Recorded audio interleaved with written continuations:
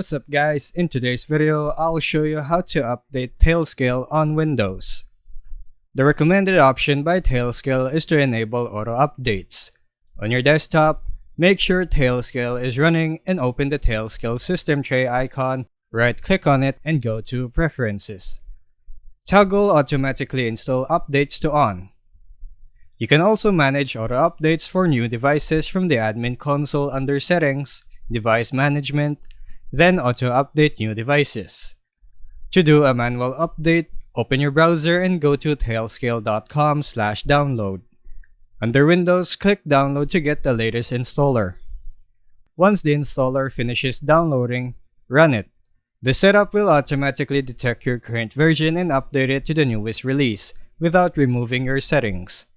After installation, restart your computer or simply restart the Tailscale service to apply the update.